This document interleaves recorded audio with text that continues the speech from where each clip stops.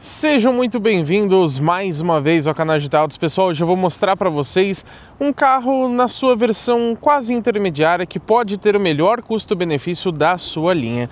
Esse aqui é o Honda City Hatch na configuração EX, somente uma acima da versão mais básica desse modelo. Mas para a gente entender se vale ou não você levar para casa essa versão ou o Honda City de forma geral, a gente vai falar de tudo para vocês, como consumo, desempenho, acabamento, espaço interno, preço, opcionais, pinturas, para a gente concluir então se vale a pena ou não comprá-lo. Como de costume aqui no canal, vamos começar falando sobre o design, que pelo menos no meu gosto pessoal é um ponto positivo aqui do Honda City Hatch, porque aqui a gente tem, por exemplo, essa grade com um detalhe diferente. Me lembra um pouco o símbolo da maçonaria, não sei se lembra para vocês, mas aqui ela tá um pouquinho empoeirada, tá? Por isso que tá nesse tom um pouquinho mais marrom, mas reparem que essa parte de cima, onde anteriormente esse carro tinha um cromado, agora é um black piano. O para-choque aqui tem detalhes mais esportivos, como essas pontas aqui na frente, coisa que a gente não vê tão pronunciado assim lá na versão sedã. Vamos falar agora para vocês sobre o conjunto de iluminação, que eu vejo esse desenho interno muito parecido com o que a gente vê lá no Toyota Corolla. Será que só eu que percebi isso? Comenta aí embaixo se vocês acham parecido ou não. Você tem em LED, infelizmente, só o DRL. Ele fica bem bonito, também funciona como luz de lanterna e felizmente ele não desliga quando você aciona a seta. Ponto positivo é que você tem o farol baixo do tipo projetor, não é por espelhos. Agora o ponto negativo é que ele não é em LED, a seta também não e nem o farol alto. Mesmo que não seja a versão mais cara, aliás, a gente já testou o Honda City Touring na configuração sedã que tinha os faróis Full LED, mas mesmo assim acho que essa versão já deveria trazer esse item. O legal é que esses faróis têm, além de ter o farol de neblina ali embaixo, que também não é em LED, infelizmente, ele também não tem aquela luz de conversão estática que aciona o farol de somente um dos lados quando você vira o volante ou dá seta. Agora, apesar disso, pelo menos ele tem a regulagem elétrica de altura e também o farol alto automático, mesmo não sendo em LED. Antes de ir mais para a lateral, eu quero citar aqui para vocês que o símbolo da Honda ele é vazado, ou seja, você não tem aqui um radar frontal. Podem ver ali embaixo no para-choque que também não existe aquele quadradinho. Esse carro tem o ACC, o piloto automático adaptativo, mas ele é baseado somente ali pela câmera no para-brisas. Isso é muito raro de ver. Mas aqui para o lado a gente encontra rodas de liga leve aro 16, logicamente com pneus de uso urbano, e a medida é 185/55. Destaco para vocês que somente a versão de entrada, a LX, tem um desenho diferente, mas a Touring ela traz um acabamento escurecido, deixando a roda um pouquinho mais esportiva, digamos assim. Os retrovisores são pintados na cor do carro, embora essa parte de baixo seja no plástico preto. Eles têm repetidor de seta e vai aqui um elogio para a Honda, ele é bem visível mesmo de dia. A moldura dos vidros infelizmente não tem um black piano, também não tem cromados, é no plástico preto convencional. A antena ali em cima é no estilo barbatana de tubarão e as maçanetas aqui são na cor do carro. Agora olhando o Honda City Hatch aqui de trás, eu também acho ele bem bonito, mas é opinião pessoal. Mas eu vou começar falando já do sistema de iluminação. Isso que vocês estão vendo aceso é a guia de lanterna, que é em LED felizmente, mas eu acho que ela poderia funcionar como se fosse um DRL, ou seja, ligou o carro ela também já ligar, já que essa assinatura é bem bonita. A iluminação de seta infelizmente não é em LED, assim como a luz de ré. Porém você tem a luz de placa em LED e também a luz de freio, onde ele acende essa parte de cima, que é um pouquinho menor, mas quando a lanterna está desligada, ele acende toda essa parte esquerda. Agora, falando um pouquinho mais de iluminação, você tem o Brake Light em LED, graças a Deus. Eu digo isso porque a versão sedã, que já passou aqui pelo canal na configuração Touring, não tinha isso, tinha uma lâmpada única, que queima bem mais fácil, inclusive. Seguindo aos detalhes, a gente tem o nome City aqui do lado esquerdo, mas você não encontra uma nomenclatura de versão, nem mesmo nas mais caras. Você tem a ponteirinha do escapamento aparente, mas o que me incomoda um pouco é que você tem uma espécie de gancho ali embaixo, então quando você olha o carro um pouco mais de longe, fica bem estranho esse pingalinho que ele tem aqui para baixo. Eu faço esse conteúdo que, por sinal, dá bastante trabalho de graça para vocês, e em troca eu peço somente que vocês deixem o seu like aqui embaixo, porque assim vocês conseguem, digamos que, retribuir esse nosso trabalho tão detalhado aqui no canal Digital Autos. Se você já atualizou também o aplicativo do YouTube, peço que hype esse vídeo, fica ali perto dos comentários essa função. Também é gratuita, a não ser que você opte por pagar. Se você quiser hypar pagando, aí ajuda ainda mais a gente. Todas as versões do Honda City, inclusive a sedã, trazem um motor 1.5 flex aspirado de 4 cilindros em linha com a injeção direta de combustível. Ele rende uma potência máxima de 126 cavalos com ambos os combustíveis a 6.200 rotações. Já o torque é de 15,8 kgfm com etanol e 15,5 com gasolina a 4.600 rotações. Junto com esse motor está associada a transmissão automática do tipo CVT com simulação de 7 marchas. E a tração, nesse caso, logicamente, é só nas rodas da frente. Já falaremos para vocês sobre os dados de desempenho, mas antes eu gosto de citar o peso. Nessa versão EX você tem 1.182 quilos. De forma muito curiosa, a gente tem aqui 12 quilos a mais do que a configuração sedã, sendo que geralmente os sedãs são mais pesados do que os hatches. Isso comparando as duas versões EX. Agora, o que decepciona é que a capacidade de reboque desse carro é de 0 kg. Infelizmente, a Honda não permite que você engate uma carretinha. Agora sim, o desempenho. A gente tem aqui um 0 a 100 definido em 11,3 segundos, de acordo com o teste da 4 rodas, porque infelizmente a Honda não divulga a informação oficial de desempenho dos seus carros. Já a velocidade máxima é definida em 186 km por hora, mas também não é o número oficial divulgado pela Honda. Mas com esse peso e esse desempenho, como será que fica o consumo de combustível? Nas cidades, de acordo com o Inmetro, ele faz 9,2 km por litro com etanol e 13,2 com gasolina. Já na estrada são 10,5 com etanol e 15 com gasolina.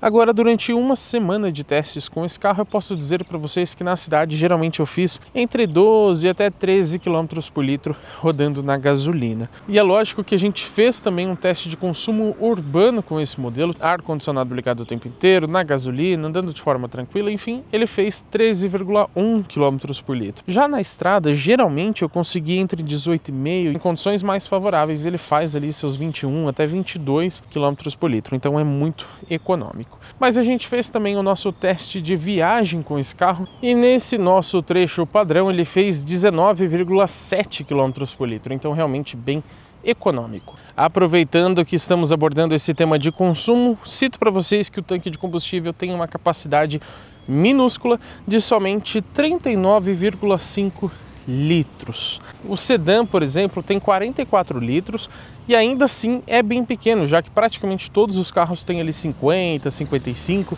alguns até mais. Aproveito também essa parte um pouco mais técnica para a gente falar sobre a suspensão.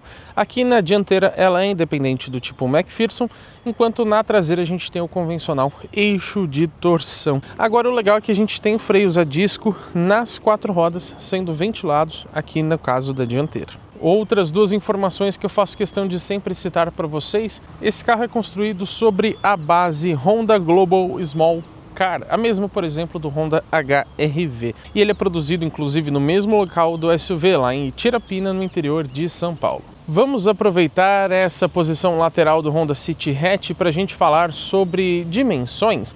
Como eu sempre gosto, farei um comparativo com outros dois modelos para a gente ter uma noção melhor do quanto esse carro é grande ou pequeno. Dessa vez eu escolhi o Hyundai HB20 e também o Chevrolet Onix. Bom, de comprimento a gente tem aqui no Honda 4,34, enquanto o HB20 tem 4,1 e o Onix tem 4,16. De largura são 1,75 aqui no Honda. Infelizmente a marca não divulga o número considerando os retrovisores, mas no HB20 você tem 1,72 e no Onix 1,75. Já de altura 1,50 praticamente aqui no City Hatch, enquanto o HB20 tem 1,47, é menor, e o Onix quase 1,48.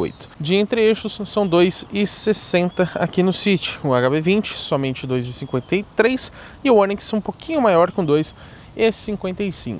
Gosto também de citar para vocês a capacidade off-road de cada carro, como por exemplo ângulo de entrada, ângulo central, ângulo de saída, também a altura mínima em relação ao solo e ainda a capacidade de imersão na água. Acontece que a Honda não informa, pelo menos oficialmente, esses números. Esse aqui é o interior do Honda City Hatch, vamos conferir como que é o acabamento. tudo em plástico duro, como vocês podem notar. A gente tem na versão Touring alguns acabamentos aqui em couro, por exemplo, essa faixa aqui no painel. Nessa aqui, que é um pouco mais simples, não tem nada disso. Vamos aos detalhes. Você tem aqui do lado esquerdo um botão para você mexer na iluminação do painel. Aqui abaixo, regulagem elétrica de altura dos faróis, que eu comentei para vocês.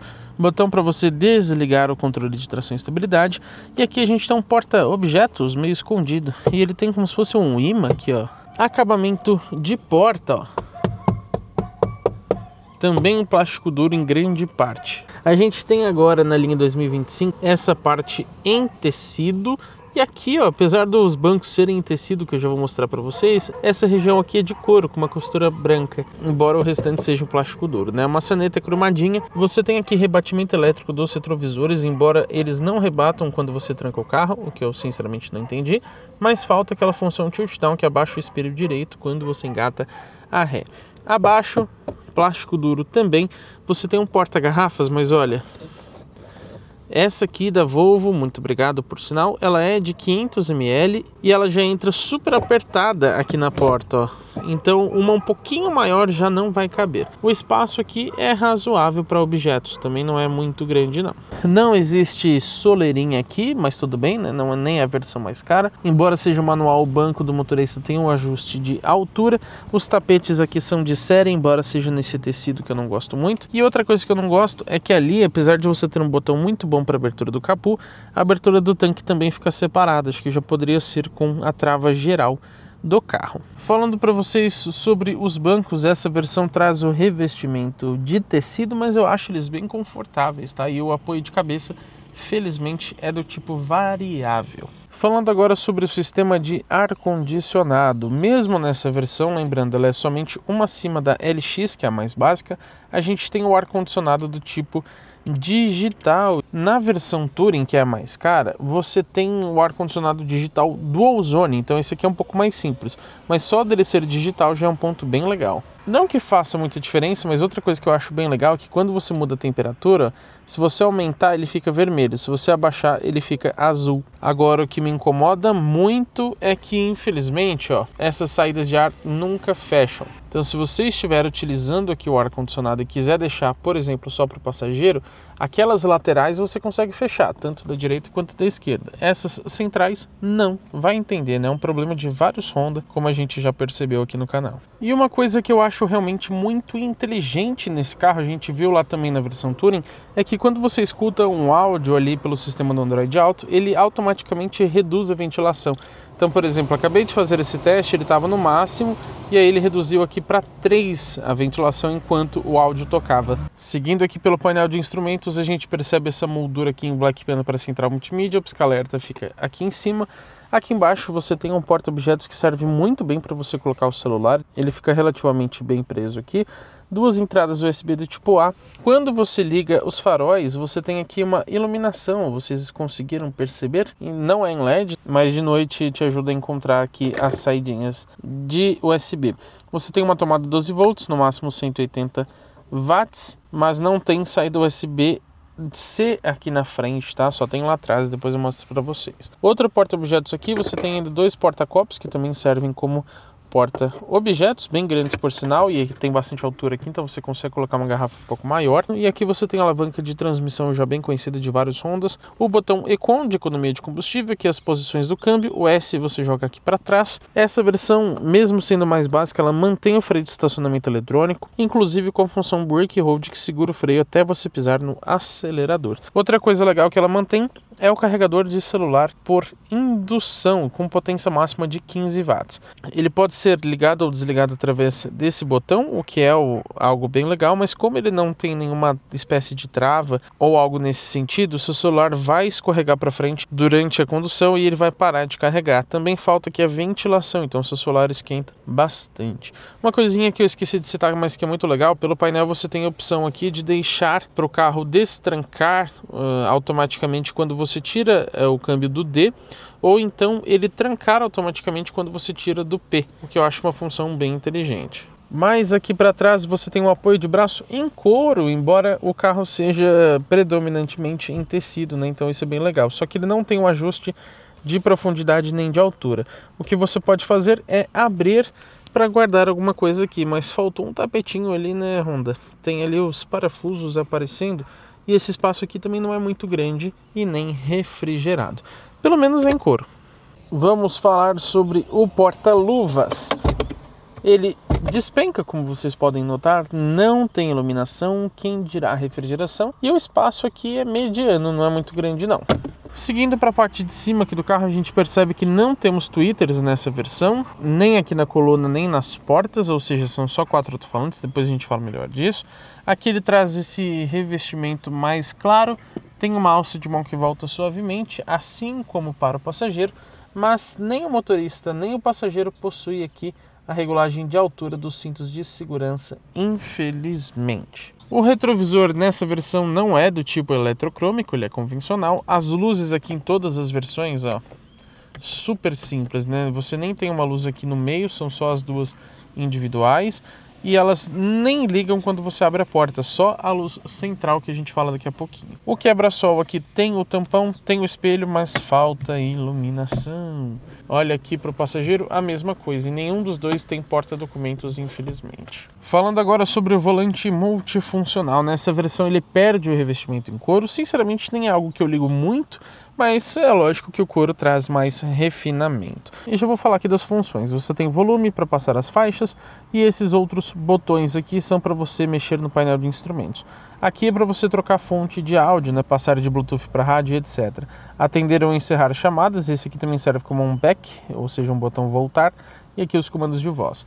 Do lado direito você tem o ACC com Stop and Go, isso é bem legal mesmo nessa versão. E não tendo radar frontal, você tem o piloto automático adaptativo. Tem também a centralização de faixa, que a gente já mostrou no nosso vídeo de assistências à condução. O volante, lógico, ele tem ajuste de altura e profundidade. Aqui do lado você tem os comandos do limpador, mas não conta com sensor de chuva. E desse lado esquerdo, ele tem sim o sensor crepuscular. Você pode também ligar ou desligar o farol de neblina. E com o carro parado, você tem uma função que eu acho genial e que todo carro deveria ter. Você pode jogar aqui para o off. Mesmo se você estiver com o motor ligado, ele vai desligar toda a iluminação externa, inclusive o DRL.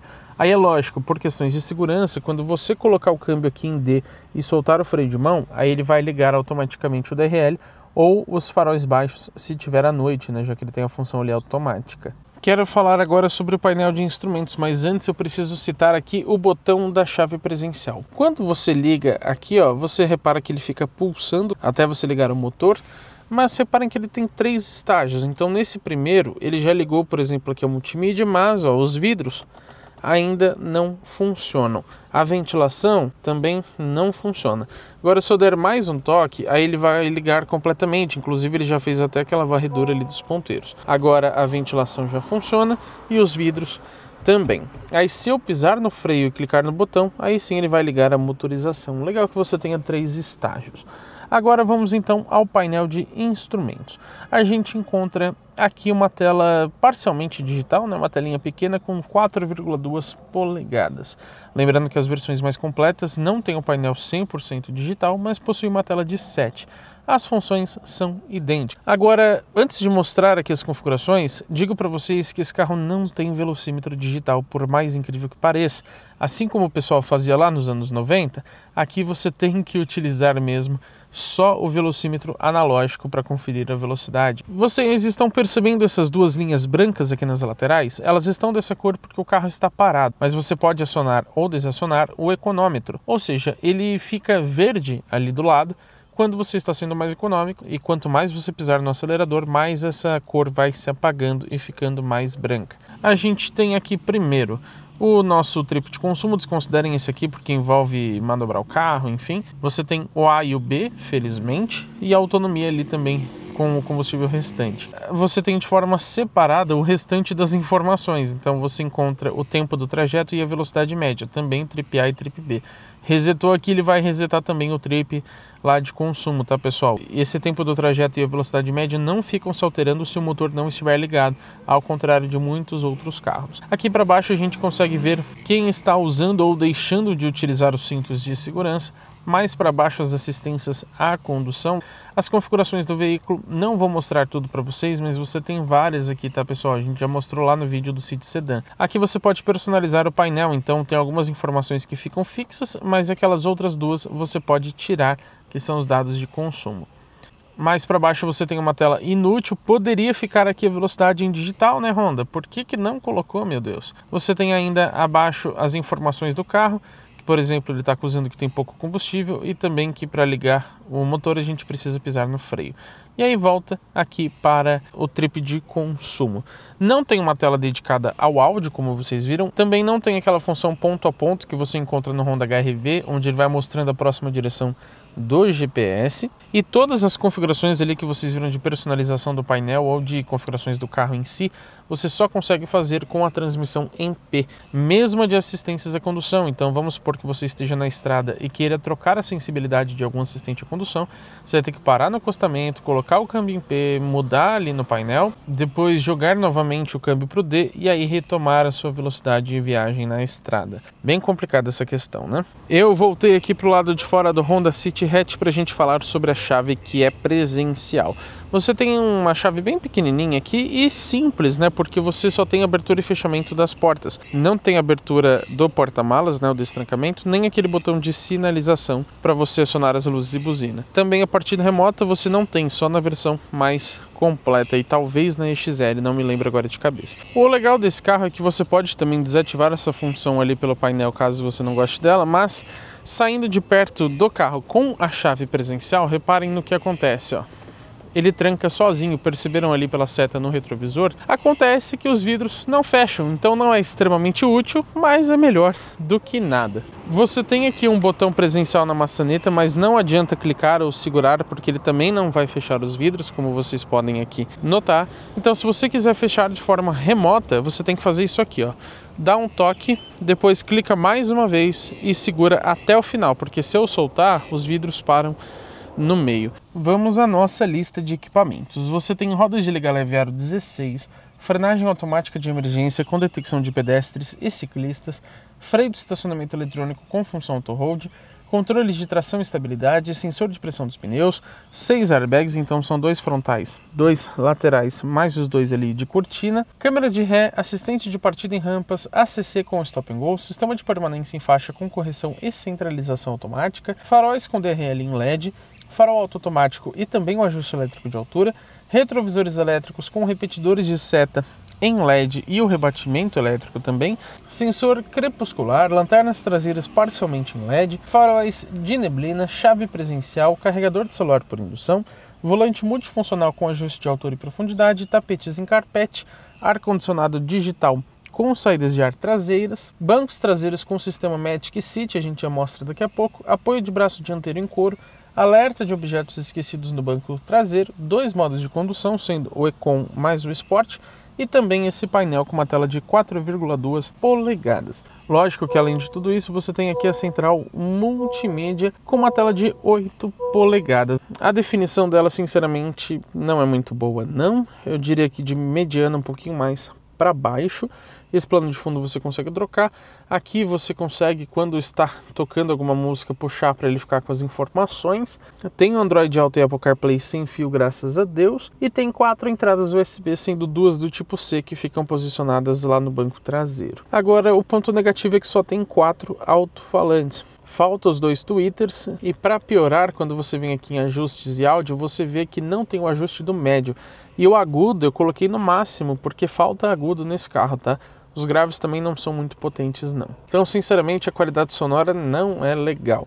Não é a pior que eu já vi, não é horrível, mas não é boa. O legal dessa central é que você tem aqui os comandos físicos, apesar de que toda vez que você estiver conduzindo à noite, você tem que trocar aqui manualmente para o modo noturno, para não ficar atrapalhando a sua visão. Se você colocar no off, ele vai desligar a tela, né, até você ligar novamente. E tem comando físico, inclusive, para o volume, tá? Esse é um ponto bem positivo. Vamos mostrar para vocês agora a câmera de ré. Você tem aqui as linhas de guias dinâmicas, tem 3 modos de visualização mas confesso que a qualidade não é boa. Considerando que é uma versão acima da de entrada, até que tá tudo bem.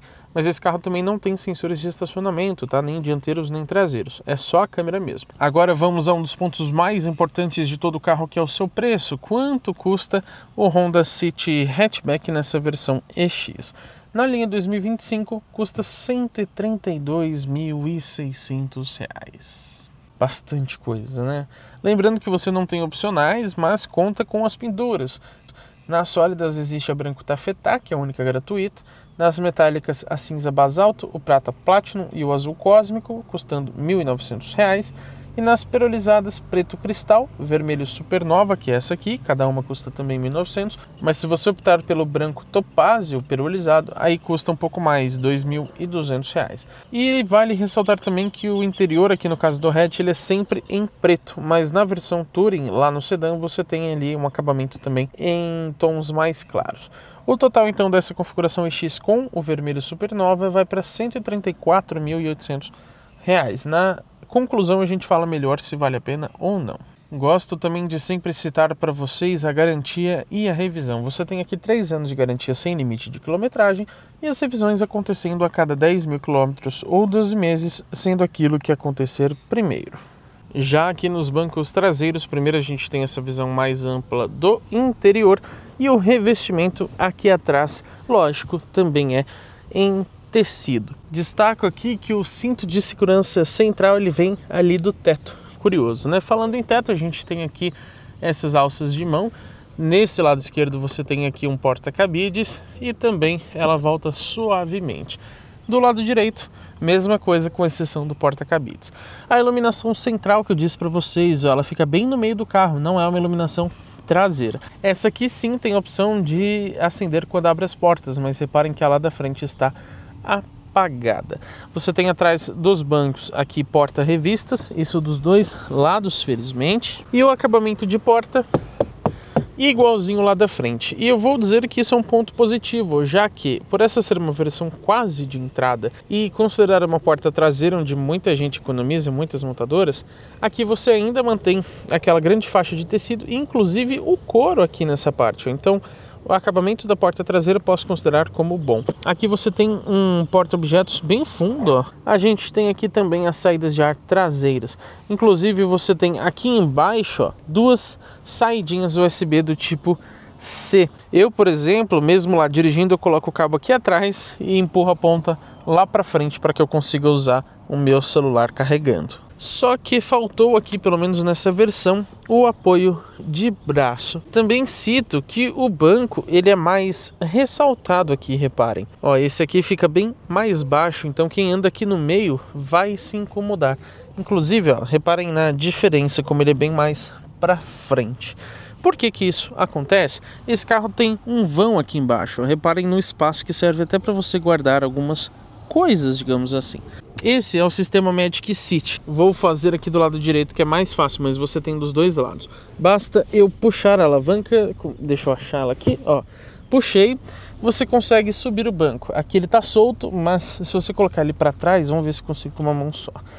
Agora ele ficou preso aqui na parte de cima. E aí você tem todo esse espaço gigantesco aqui, então serve muito bem para você levar alguma planta, por exemplo, que é mais alta, né, alguma coisa até mais larga. É um ponto muito legal que o sedã não tem. Isso o Honda HR-V também possui, tá? Só cuidado aqui, você tem que prender bem, porque senão ele vai acabar descendo sozinho. E para você descer, é só você subir para cá. E quando chegar numa altura aqui, não muito distante, é só você soltar, que aí, ó, ele já prendeu novamente. Você pode também colocar só o lado esquerdo ou subir todos os bancos para ter um espaço bem grande. Falando sobre espaço, eu cito para vocês que eu tenho um pouco mais de 1,92 de altura e o banco do motorista está regulado confortavelmente para eu dirigir. Ainda assim, olha o espaço que sobra aqui atrás. Querem conferir na prática se é bom ou não? Ó, vou passar para cá. Túnel central também é baixo, o que facilita essa passagem. Lógico, eu encosto um pouquinho nos bancos da frente porque eu sou bem grande, mas é bem raro, sobretudo nessa categoria, carros que tenham esse espaço interno onde eu consigo sentar atrás de mim mesmo. Então é um ponto muito positivo aqui do City. Já para a cabeça, devo confessar que, olha, o espaço realmente não é muito bom, não. Eu fico aqui empurrando o teto, então nesse sentido não me sinto confortável. Lógico, eu posso sentar aqui um pouquinho mais para baixo, onde já melhora, mas eu não estou na melhor posição possível. Então a altura do teto poderia ser um pouco maior. Para um hatch compacto ainda é compreensível. Vamos falar agora para vocês sobre o porta-malas. Lógico que o destrancamento é elétrico, mas a abertura é do tipo manual. E já falando para vocês sobre capacidade, a gente tem aqui, de acordo com a Honda, 268 litros na medição VDA, que é aquela medida com bloquinhos. Lembrando que os litros líquidos, eles não são muito pares com a realidade, porque você considera até mesmo as frestinhas dos parafusos e etc. Agora, 268 litros é bem pouco. Quando a gente compara com alguns rivais, por exemplo, o Chevrolet Onix, lá ele tem 275 litros, então é um pouquinho a mais, mas pegando o HB20, o Polo e vários outros carros, você já tem 300 litros no porta-malas, então é uma diferença já mais considerável. A gente conta com iluminação aqui do lado esquerdo, embora não seja em LED, tem o ganchinho também, assim como na parte direita. Os bancos são bipartidos e aqui abaixo a gente encontra o step do tipo temporário, medida 135/80 aro 15. Lembrando que as rodas são aro 16. E o fechamento da tampa, lógico, também é manual, e eu tinha certeza que ia quase cair o tampa-placa. Vamos ao nosso test drive aqui com o Honda City EX nessa configuração hatchback. A primeira coisa que eu quero citar para vocês é que eu me sinto um pouquinho acanhado aqui na frente, para ser sincero. Isso porque esse carro tem um espaço muito grande, vocês viram ali o espaço interno excelente, mas ele não permite que o banco vá muito para trás. Então significa que eu tendo um pouco mais de 1,92 de altura, eu me sinto assim, não exatamente apertado aqui na frente, mas gostaria de ter um pouquinho mais de espaço para que eu ficasse um pouco mais confortável. Falando do peso da direção, ela é leve, mas não é das mais leves que a gente já viu. Então quando a gente pega, por exemplo, um Citroën, você tem ali uma direção consideravelmente mais macia. E na estrada também, onde ela fica um pouco mais rígida, eu achei um bom acerto por parte da Honda. Quem nos acompanha já sabe que esse é o momento de testarmos a dinâmica do carro. Vamos conferir como que o City se comporta. E para isso, a gente tem que descer aqui mais rápido do que uma pessoa normal desceria. Vamos lá conferir então, hein? Ó, a dinâmica aqui, vou citar como... vou citar como boa, viu? Considerando que esse carro não tem nenhuma pretensão esportiva. Vocês escutaram barulhos aqui, mas são das coisas rolando pelo carro, tá? Não são barulhos de acabamento exatamente. Esse carro não tendo pretensões esportivas, a gente pode até dizer que a dinâmica é um ponto positivo. Agora, se a gente comparar, por exemplo, com o Volkswagen ainda é um pouquinho melhor, tá? Valeta tem que passar bem devagar, tá, pessoal? Tomem bastante cuidado porque a frente desse carro não é muito alta. Falando agora para vocês sobre o isolamento acústico, também acho que poderia ser melhor. Como eu disse, essa não é a versão mais completa, mas a construção do carro em si é a mesma, né? Você não tem uma diferença nesse sentido. Então, principalmente na versão Touring, que encosta ali nos 150 mil reais, acho que o preço é muito elevado em relação ao isolamento acústico que você tem. Aqui na cidade ele é razoável, mas como a gente mostrou lá no vídeo de viagem, na estrada realmente aí o ponto fica mais delicado.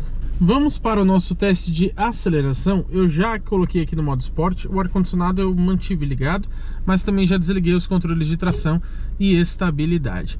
Vamos conferir então como que fica o desempenho, vamos lá. Ó, saindo. É demorado, né? Demora para encher o motor também ali para subir mais a velocidade, mas 90, 100, 110 e 120. O que eu posso dizer para vocês é que o desempenho é mediano, mas quando a gente compara com os concorrentes que tem ali motores turbo, aí a diferença já fica maior, tá, pessoal? Vou voltar aqui para o modo Eco, porque esse CVT grita bastante quando você pisa fundo, né? Esse motor ali é bem barulhento quando você sobe muito a rotação. Mas falando um pouquinho mais sobre o desempenho, não é difícil, porque esse carro custa mais de 130 mil reais. E nesse ponto, não ter o motor turbo, eu acho que é um ponto bem delicado para ele nos dias de hoje, tá? Você não tem mais aquele mercado de antigamente, onde era muito raro o motor turbo. Hoje quase todos são. Então a Honda poderia pensar em, pelo menos na versão mais completa, já que esse motor é o mesmo para todas as versões, tanto no hatch quanto no sedã. Eu acho que pelo menos na versão Touring, que é mais cara, a Honda poderia pensar no 1.5 turbo que a gente tem lá no HR-V. Seria um destaque bem legal aqui para o City. Mas com esse motor aqui ele não empolga. E de fato, ele é um carro sem graça, como muitos jornalistas dizem. Eu acho ele até gostosinho de dirigir, mas não é aquele carro que você fala, nossa, tô com vontade de dirigir mais tempo porque ele é super gostoso. Não, ele só é bom, mas nada além do normal, digamos assim. Nada que realmente te empolgue nesse carro. E eu nem falo somente sobre o desempenho, mas de modo geral a dirigibilidade dele não é assim muito empolgante. Então ele é meio sem sal. Vamos tentar entrar um pouco mais rápido aqui nessa curvinha para testar de novo a dinâmica. Vamos lá, mais ou menos 60 por hora. Ó, ele tem uma dinâmica legal. Você não tem uma rolagem de carroceria muito alta. E para um carro que não tem pretensões esportivas, de novo, é um ponto positivo sim, tá? Você tem um carro dinamicamente interessante.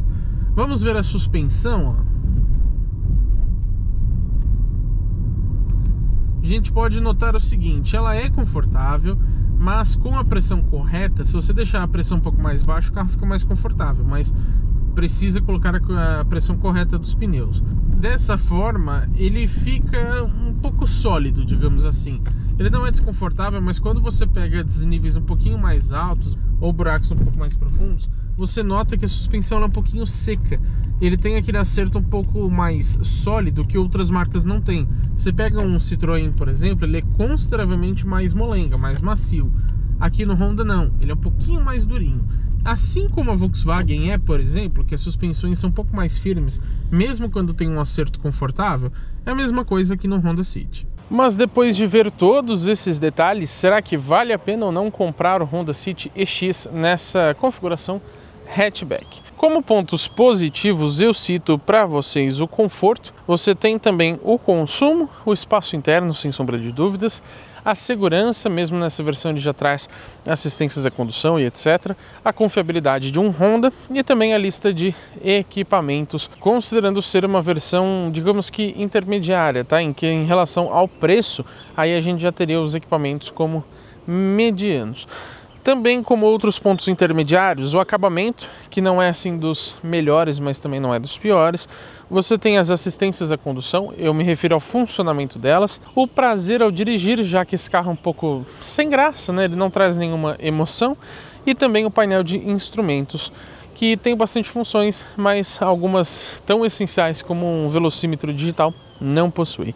Pontos negativos, o preço sem sombra de dúvidas, o sistema de som, o custo-benefício de modo geral, já que ele não entrega muita coisa, mesmo tendo um valor elevado, a capacidade do tanque, menos de 40 litros, o porta-malas, que também é pequeno, a central multimídia, e vou também considerar o desempenho como ponto negativo, levando em conta, claro, o preço. Agora, alguns equipamentos que eu senti falta: painel totalmente digital, fechamento automático dos vidros, velocímetro digital, luz de conversão estática lá nos faróis de neblina, tilt down, que abaixa o espelho direito quando você engata ré, iluminação interna em LED, ajuste de altura dos cintos de segurança, 6 alto-falantes e também a iluminação nos quebra-sóis dianteiros.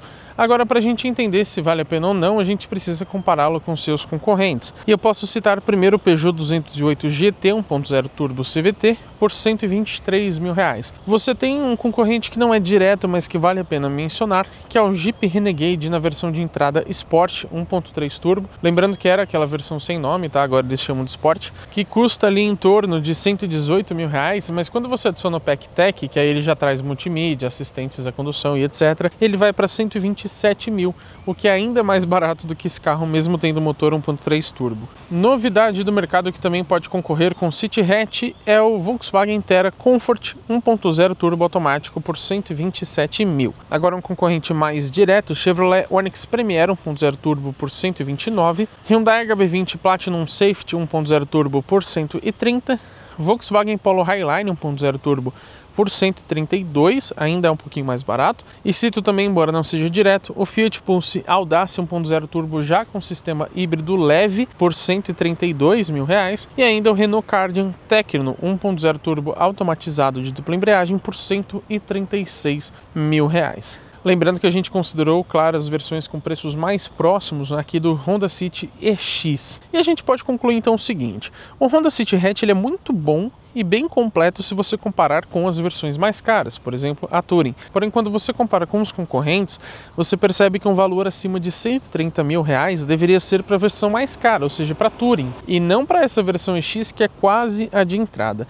De fato, como a gente já disse na avaliação lá do City Sedan Touring, o EX Hatch também tem praticamente tudo que um consumidor de Honda gosta. Mas quando a gente lembra que dá para comprar até um Renegade por um preço mais baixo do que esse carro, aí já fica um pouco difícil de defendê-lo. Aí você tem que analisar o que mais te convence, se é os parâmetros aqui do City ou então da concorrência por um preço mais baixo. De forma bem resumida, posso dizer que o grande problema desse carro é somente o preço, porque todos os seus outros pontos negativos seriam completamente justificados se fosse um preço bem mais baixo do que esse.